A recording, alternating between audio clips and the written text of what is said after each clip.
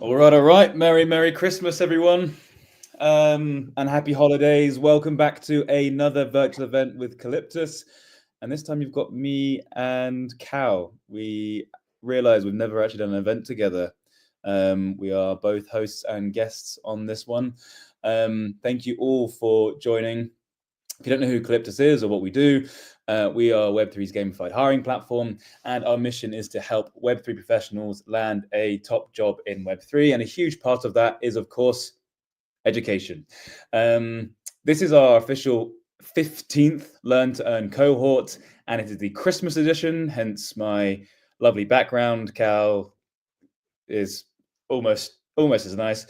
And this is, of course, the 14-day journey in which you can become a Solana developer, completing 12 awesome projects, from your very own token to a decentralized exchange. The first 40 builders to complete the curriculum earn 25 USDT. We've had 1.2 thousand developers now do the curriculum, 17,000 projects built. It's been awesome to witness over the last 12 months. All you really need is to have around 1 year coding experience at least, and you can get going. Head to our website, calyptus.co, get signed up, and you're in. Now, to close off the year, and since it is the season to be jolly, Callum and I thought we'd take a look back on 2024, the highs, the lows, and summarize some of the key moments and emerging trends that we're seeing in 2025. Perhaps we'll just jump in. Cal, how was 2024 for you, and what are you thankful for? 2024 was a brilliant year. Very quick year. It's disappeared in a flash. But certainly lots to celebrate and lots to be really pleased with on the Calyptus side. We now have 80,000 users from 110 different countries. And an amazing stat is that we grew more in November on a user-based standpoint than we did in the entirety of January to September of this year. So we're growing quickly. We're adding about 5,000 new users a week. And I mean, that's pretty amazing, isn't it? In terms of our education, we've had over 17,000 projects built across Solana and Ethereum. We've paid out about $28,000 in rewards. And our platform has undergone a complete transformation through gamification, through on-chain credentials, through AI automation. Huge testament to the team, which obviously has also grown. We're 20 people at Calyptus now, which is exciting, rather unbelievable. And we've doubled our client base as well. We're now working with multiple leading L1s and L2s, as well as some of the biggest global exchanges. So all in all, Dan, a very exciting year. Have I missed anything? I don't think so. I think it's just a massive thanks to our whole team, the tech team for building the platform, all of its gamification, AI, blockchain elements, the marketing team, who you don't really see, ever, who run all of these events, and we just show our faces, but all behind the scenes, to our Talent Titans Top 100 employer list we did this year, to Coffee with Calyptus that has 70,000 subscribers now. And to our sales team that have just smashed their targets this year and taken us to new heights. So in terms of the year for Calyptus, I say a lot of highs. Now, in terms of crypto, I'm going to say it was the year of Bitcoin, I'd say. I think we're going to look back at, you've got DeFi summer. You've got even NFTs at their time. I think they're still lingering in the back there. They might come through next year, but 2024 has been the year of Bitcoin, I would say, and obviously Trump has been a huge part of that. Perhaps we can start there. Perhaps we can start on this year and what Trump has meant, and the US shift, I suppose, with changing the market.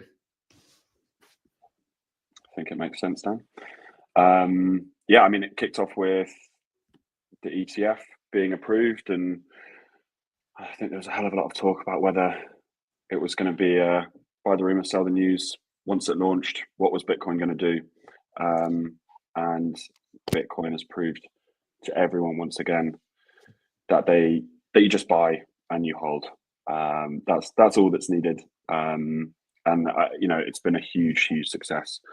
37 billion of inflows in less than 12 months. I think that makes it the fastest growing ETF ever in existence. It's almost hit kind of gold's AUM in ETFs, which is a pretty big milestone again within a year. And then Trump coming to power with a pretty big mandate and is clearly very, very positive for the crypto space. He's only had good words to say, and I think that the big thing there is regulation. He looks like he will be bringing in very sensible regulation across the board, and with that, Bitcoin is above 100K for the very first time, which is exciting.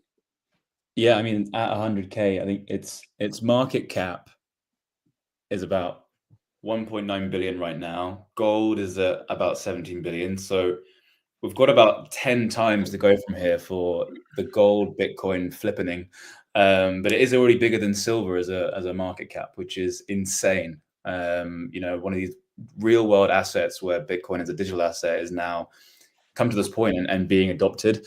I always think you're in a bull market when people start telling you, I got into an Uber only 2 weeks ago, and the first thing he said to me was, have you seen Bitcoins at 100K? It's like, sorry, like someone completely not in the industry. So yeah, it's been huge, not just for our industry, but I think for the world in terms of being excited by this. I think the biggest loser is probably the German government. From my estimations, they've lost out on about 3 billion from selling their Bitcoins in July, literally just before everything started to take off, which sucks for them. I think the biggest winner could be obviously, the US, if they actually set up a Bitcoin reserve.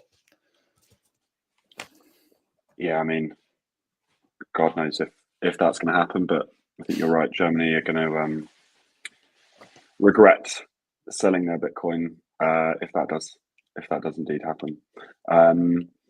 I think like the other area to talk of that's a big high from Trump getting elected, and this regulatory kind of confidence is institutional interest in the space. Obviously, we've seen that with the ETFs.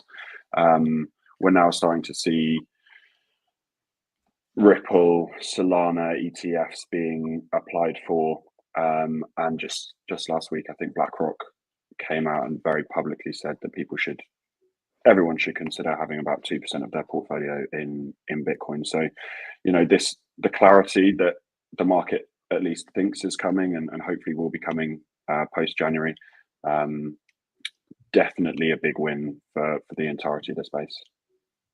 I'd say so. What has been maybe a more troubling move is that, of course, Michael Saylor's success has also been underpinned with this idea that he's built a Bitcoin ETF in disguise. And right now it is flying. I think we've seen a lot of just tweets and LinkedIn posts about, could he be the next SBF? Because on the upside, this kind of infinite money loop that he's managed to generate, being able to take out loans against his debt, buy more Bitcoin as Bitcoin goes up, take out more loans, buy more Bitcoin, it goes up. That is fantastic when times are good. But, if things drop and he hasn't got enough cash, bearing in mind Bitcoin doesn't just generate cash, you've got to sell it. If you get margin called, you could be in a lot of trouble.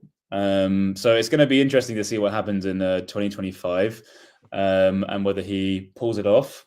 Of course, rooting for him, but there's definitely something suspicious, and how he's done this. It's almost been.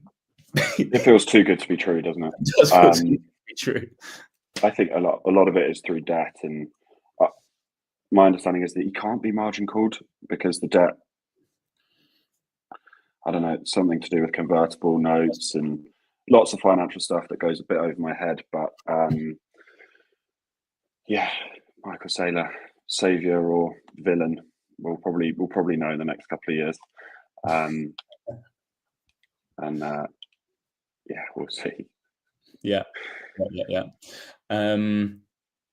It's been, I think, for the US, Trump coming in, being so pro crypto, seeing this strategic reserve potentially take place, if it does happen, would be mental. I think just even today, Jerome Powell's just like, look, we can't actually. we can't have a reserve in Bitcoin. Whether an executive order actually happens from Trump is another question. But it'd be insane. It'll be, it's not just El Salvador jumping on this, who have been there from the beginning, but US actually leading the way, which is super impressive. So I also think in terms of the team that he's now building. I don't know if anyone in the audience watches All In podcast, but you'll notice that David Sachs isn't really there anymore the last couple of weeks or so. And then you see that Jason Calacanakis has been posting like, yeah, we obviously love David Sachs, but does anyone think there's someone else that can take his place for a moment or two? Because he's obviously now the AI and crypto czar of the White House. So there's a lot of positivity for crypto, and of course we've got it in 2024. But there's a lot. I think there is just a lot more to come.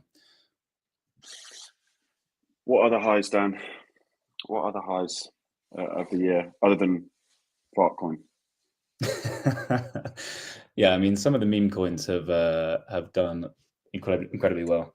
I think we're almost seeing a surge in altcoin season. We have seen moments of it with XRP. Solana had a huge moment like in Q2, Q3, and it's kind of been trickling along a little bit since then. Yeah, I almost say that altcoins are having their moment. Although you look at some of the L2s, Polygon, for example, hasn't quite made it. Also, a lot of beef right now with Aave, which has been quite funny to witness. Realistically, I really just think Bitcoin this year, it's just been Bitcoin, and like I said, to summarize, I'm getting messages from my friends saying, oh, by the way, I bought a Bitcoin in 2015 and I've lost it, the password to it, which is terrible.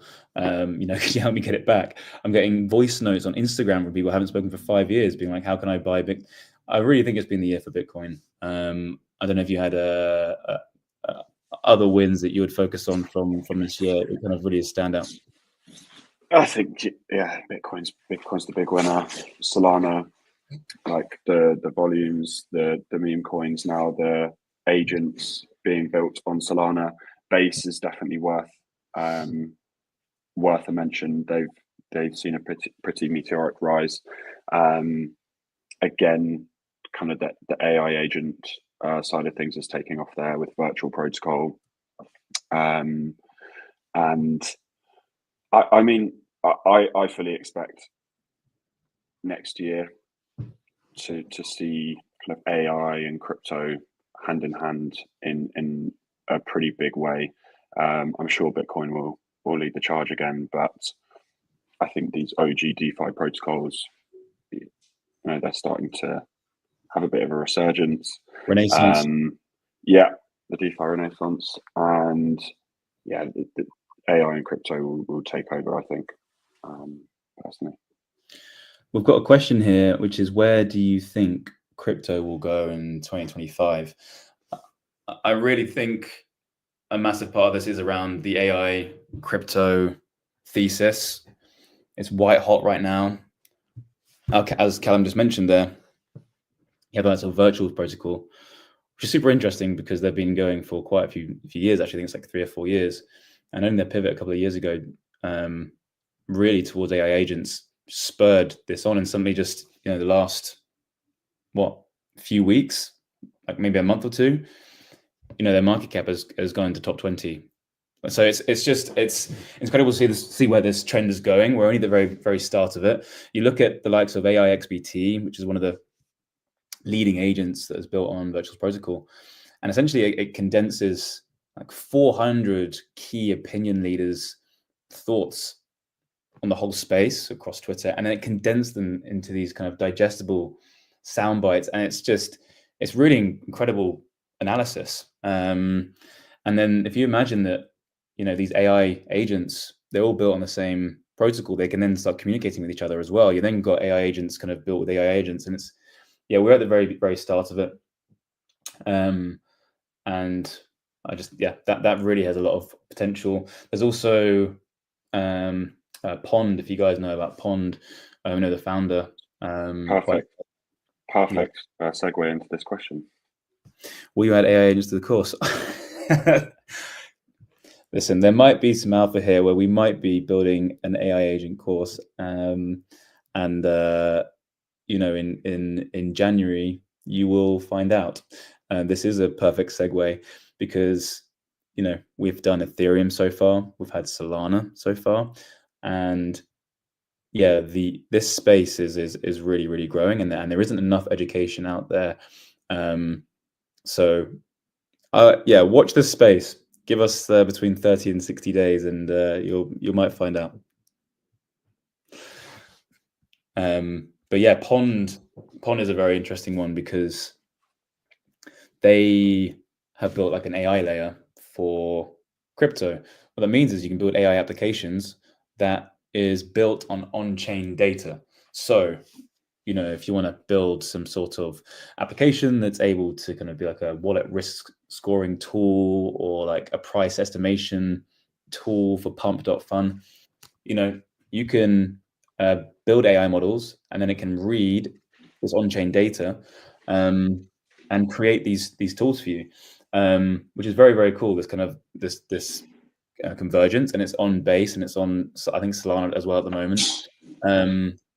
And they've just got competitions that they run where you compete to build the best risk scoring tool or the best alpha detection tool on Base, and then you're able to they run your AI model that you've built against other people who have also done the competition to see who's best, and then you stand out on a leaderboard, and it's all so I really do think that this AI crypto thesis is where we're going to be going, and there's some two really good examples that I'm bullish on. Yeah, looking forward to our work with Pond. I saw a question: who is the villain of crypto 2024? That's a quick and an easy answer. I think that anyone that's had anything to do with the space would agree with. Gary Gensler, SEC chair. I think he's had a very, very stringent approach to regulation towards pretty much all cryptocurrencies and platforms. He's thrown lawsuits around where they're unnecessary, and we're already starting to see them be thrown out. And thankfully, he's also publicized that he will be gone when Trump arrives, no matter what happens. So I think Gary Gensler gets the crypto villain of 2024 award. Yeah, Jerome Powell, he can't be fired by Donald Trump. I think he made that stand, didn't he? So he's going to be around for another year or so. But Donald Trump has found a new chair who is very crypto positive. So I think once his time's up, a lot could be done. But I would agree with you. Gary Gensler definitely is the biggest L or villain for 2024. What have been the lows, would you say, Callum? What have been the lows of the year? I think as always, hacks, scams. I was reading a report from Chainalysis earlier today that said I think 2.2 billion was stolen in hacks of crypto platforms in 2024 so far. That's up something 20-25% or so from last year, and unfortunately, the more that the industry grows, the more eyeballs it has on it, both positive and negative. So there were some really big hacks. There's a Japanese exchange that got hacked for 305 million. was 0x in India for 235. And of course, a lot of this is at least being attributed to North Korea. Supposedly, 1.3 billion of it was through North Korean hackers, which is pretty astounding. I think, working in the industry and on the hiring side, as we do, a lot of my days are taken up talking to founders and people leaders in the space who are trying to avoid interviewing, hiring people that claim to be fantastic engineers or marketers, but are actually hackers using like AI to help them ace interviews and basically get a job and hack from the inside. So yeah, I think unfortunately it's pretty hard to get away from. There always will be hacks and scams, but hopefully we can play a small part in reducing those through things like on-chain credentials and allowing candidates that are on Calyptus to apply for jobs and be verified to employers. Mm-hmm. Yeah, the Halloween special that we did of Learn to Earn, run with Omar, who was head of blockchain security at Open Zeppelin. The biggest takeaway from that was just, look, if you want to be all right in Web3 and crypto, just have a healthy dose of paranoia. Not too much. Don't get, taken away by it, but have a healthy dose of paranoia. Getting sent certain links, being very, very careful with what you're clicking and interacting with, and you should be fine. But it's all about educating yourself and really making sure that you do that groundwork to protect yourself. I think based on this question we just got from Calyptus intern, what's the most surprising low you did not anticipate to happen? You can't really call this a hack, but it is a scam. And this is what surprised me, is that a Hawk Tour girl unfortunately ended up being a rug pull this year.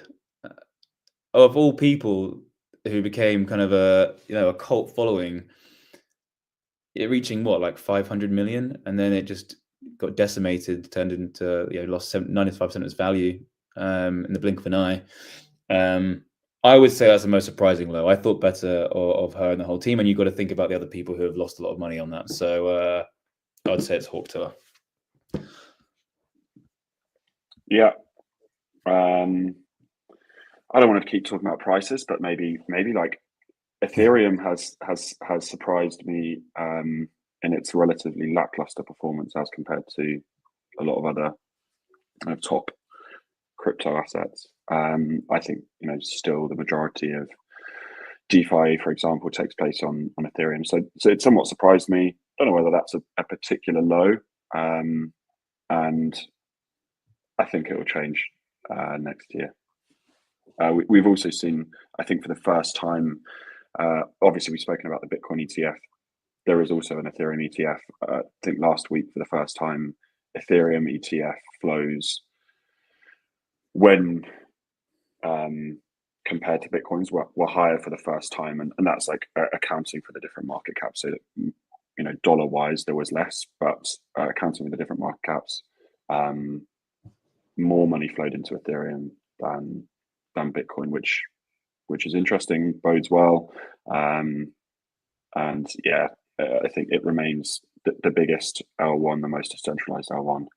So I guess that's a bit of a lie.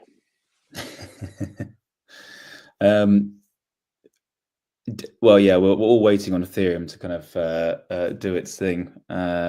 It's the meme that our marketing team posted today of Vitalik, age 70, saying it's just crossed 5K. I think I've seen that meme quite a few times, but every time I see it, I laugh. Yeah, hopefully 2025 is going to be the year for Ethereum. We have the intern asking again, do you think the buzz around meme coins actual utility is worth investing in? God knows.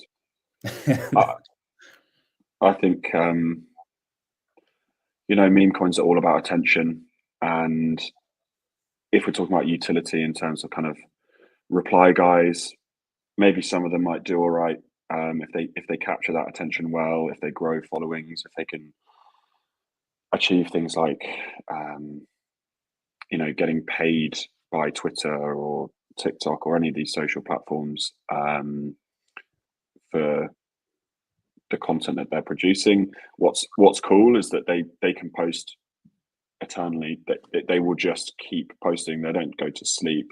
Anyone that tags them, they'll reply. And I don't know whether they're going to go anywhere. It's interesting and funny to see in a lot of cases. But yeah, I'd say meme coins are here to stay for sure. In some way, shape, or form. But I'm pretty underallocated, I would say. Well, guys, I think that is our roundup of the year. If there are no more questions, we'll give another 30 seconds. I want to say thank you to the whole community for an unbelievable year.